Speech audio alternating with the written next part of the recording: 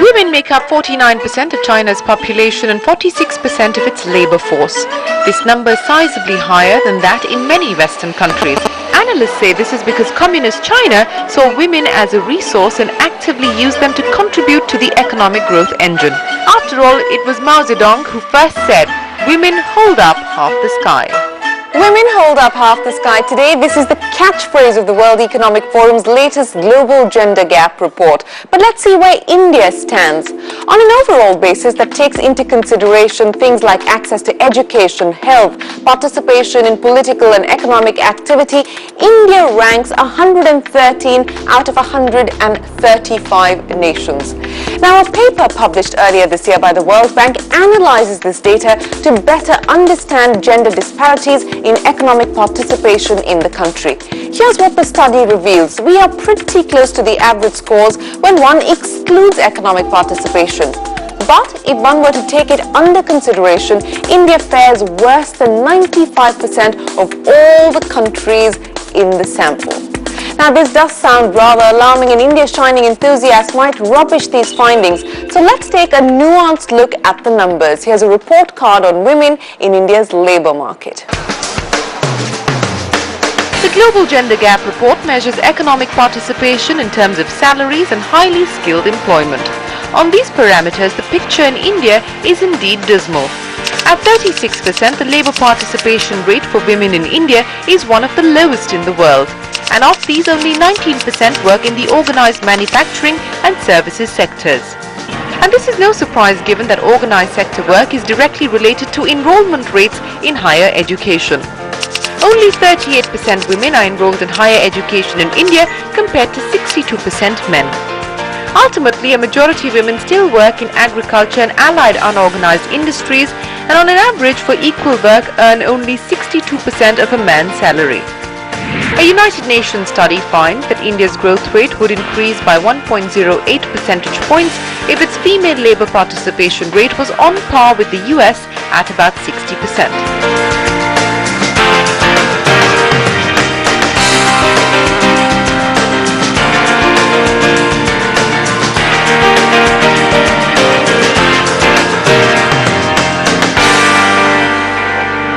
This is something that we're going to be analysing over the next few weeks, how women in India are engaged in the fundamental pillars of our economy. From India's sunrise sector to IT and BPO services to the banking and financial services space and the sector that's trying to make a comeback from the fringes, manufacturing.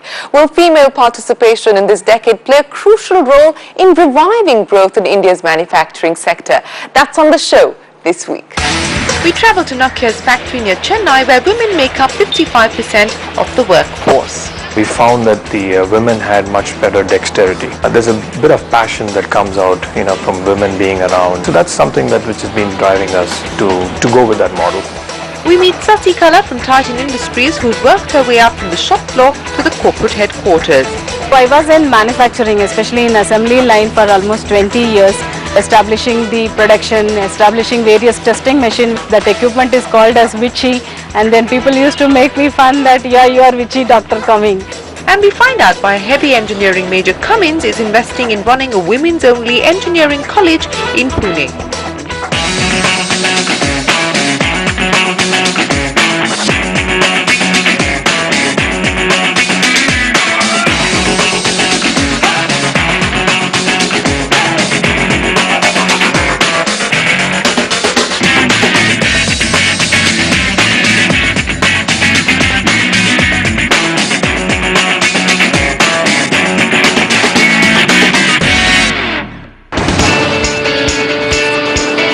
Cummins makes a concerted effort to be more open and less biased, to create a workforce that is representative of local realities, and this is not an easy ask. It requires planning and policy direction at every stage. The commitment has to be aligned, and it has to flow right from the global chairman to the leaders down the level in the organization. So that's the first one. Few years back, we probably had no diversity at all. Okay, we had 2%, 3% kind of diversity. So the folks, when they're not used to it, for them to get the idea of importance of diversity, you got to kind of drill the message into them, just not by setting some kind of targets, but you have to make them understand the importance of it, make them understand the importance of the business case. Then of course you need to start off with the recruiting efforts, making the recruiting teams understand the importance of it, and then they going ahead and putting the applicant pool, which is all inclusive. But in a country where enrollment rates for women in technical studies remains low, Cummins India Foundation in 1991 decided to contribute towards creating a viable pool of talent. The Cummins College of Engineering for Women in Pune is the country's first women's-only engineering institute with over 2,000 students on campus at any point of time. Basically, my favorite subject is maths, so actually I wanted to get into something that involves logic and understanding rather than something that involves only learning. So I took up engineering, and the 2 years haven't disappointed me. In initial years, definitely the preference was given to the boys. Maybe it was their impression that the girls won't be able to work for more hours, but those girls, they are really proved that they are compatible, they are competitive also in the sector, and they are performing quite well. And more important is that their retention ratio in the companies is quite good. They work there for longer years, and they are not only behind the pay packages and money matters, but they look forward for the job satisfaction. And therefore I am finding now some companies, even they insist to recruit the certain percentage of the women. Cummins was there at my college for the campus recruitment drive, so the presentations they made and the emphasis they had on diversity, the focus they had on diversity, it really encouraged me to take up this job. My manager had just moved out for some personal reasons, so there was a period where for 6 months we had a gap. But that time my managers, that is the management, has really helped me. They trusted me, they gave me a responsibility which only an experienced person could have. That was a really turning point for my career. This mega site at Faltan, a couple of hours from Pune, is one of Cummins' largest manufacturing units in India. Women like Anjali today make up 21.5% of the workforce on the shop floor at this plant. Now this number might seem rather low, but one has to consider that of the 4 shifts that keep this plant going, women work only in 2. The problem with our labor laws is that they distinguish between men and women. They say, hey, if you are a man, you can work in all shifts. If you are a woman, you can't work in second shift, third shift. So we had to seek special permission with the government, and of course they were kind enough to give us the permission. Now with that we are running a second shift operation. See, if we don't do that, the problem is men on the shop floor are going to complain that hey, women are not doing this, they are not in the second shift, they are not in the third shift, they can't do bunch of things, then why are you bringing in? See, our challenge is to let them understand that look, they can work like you, they can think like you, and they can be part of this ecosystem, and they can create much better environment. Okay, so we just want to be gender neutral, so we're working towards that. But before our corporations can become gender neutral, do we need a more progressive labor law regime for the manufacturing sector which doesn't differentiate between the sexes? That's on the other side of the break. Stay tuned.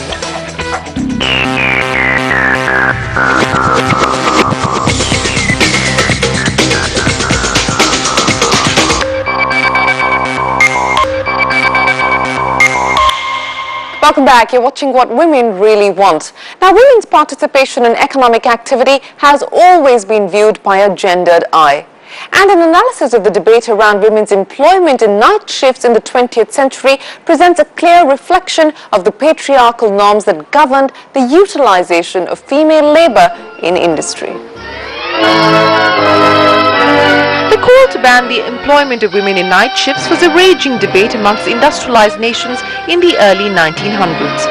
After a few European countries banned women from working in the night shift, demands emerged for a blanket international prohibition so that all nations remain equally competitive. The International Labour Organization in 1919 passed legislation to this effect. With 2 exceptions, women in healthcare would continue working nights, and women could be called upon in times of emergencies to make up for manpower shortages, quite literally.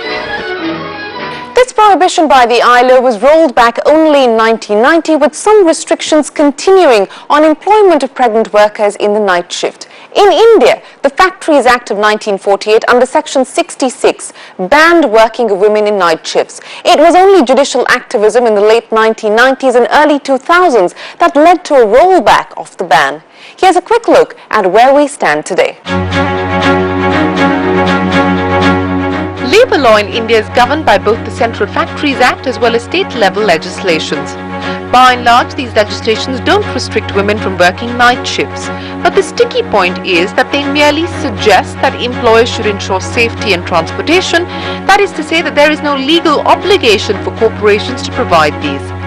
A study commissioned by ASSOCHAM and the National Commission for Women finds that it's actually just the IT and BPO industry in India that's reaped the biggest benefits from this policy change, partly because they've made it a point to comply with safety norms. The study concludes that in comparison, the manufacturing sector has much catching up to do.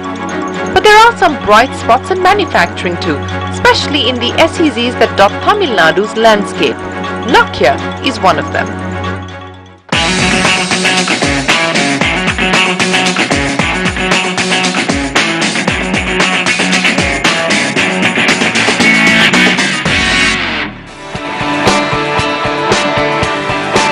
Located about an hour from Chennai, the Nokia Telecom SEZ near Sriperumbudur houses the Finnish phone maker's biggest manufacturing unit in the world.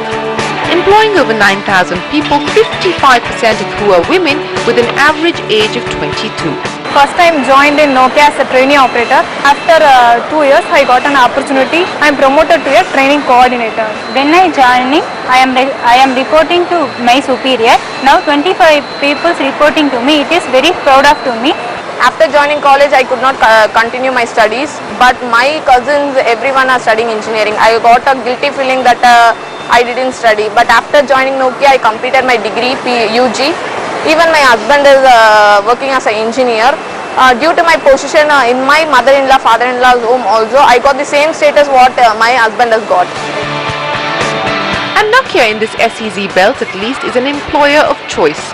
The company pays better wages to both contract labour and permanent staff and has recognized an independent labour union post-strikes in 2010. Nokia is one of the few companies in this SEZ belt that runs a fully functional night shift, but this hasn't come without its set of challenges. I think the challenge that we faced initially was about having them come in their shifts, in the night shift as well, because we are one of these sites which has a night shift operation, and so that was an issue initially, challenge where the parents were not completely comfortable. And I think over a period of time what we have done is we've had programs where we bring families to the factory and have them look the facilities and the infrastructure that's available. There is an unsaid law about the night shift, women and security, and so now we've implemented where each of our buses where women are, there are security guards. So yes, those kind of things for some of the businesses they may not be able to afford it, but those are things that I think we should anyway do as a responsibility. And some of the other things Nokia does as part of its responsibility is to run a creche for working mothers, many of whom live at considerable distances from the factory and have little support given that they might have moved out of their family homes in search of employment. Job கண்டுவாங்கன்னு ஒரே டென்ஷனாக இருந்தது. ஏன்னா பாப்பாலாம் பிறந்துட்டா ரொம்ப கஷ்டமாக இருக்கணும். But கிரச்சுன்னு ஒரு facilities இருக்கிறனால என்னோட பேபிஸை பார்த்துக்கிறதுக்கும் அலோவ் பண்ணுறாங்க. ரொம்ப ஈஸியாக இருக்குது ஜாப்க்கு போயிட்டு வர்றதுக்கு. வீட்லேயும் ஹெல்ப்ஃபுல்லாக இருக்காங்க, இங்கேயும் ரொம்ப ஹெல்ப்ஃபுல்லாக இருக்காங்க. But for Nokia, having women on the workforce is not just a good thing to do. The company doesn't see investments made on security, transportation, daycare, or even the various training programs it conducts in-house on spoken English, computers, accounting as a liability, because the management clearly recognizes the business case for having women on the team. Right now we are at 55%. We started off at 70%, and what really happened was when we were going through the interview process for the electronics assembly, we found that the women had much better dexterity, and so out of the tests that we had conducted, they performed quite well. So that's really was the driver behind, and then of course as we had them over the years, we find that there's a bit of passion that comes out, from women being around, and some of the feedback that we get is the kind of belonging that they bring. So that's something which has been driving us to go with that model. On that note, it's time for us to take a break, but on the other side, we look at why Titan Industries is looking to create a workforce with 95% women at its new unit in Pantnagar.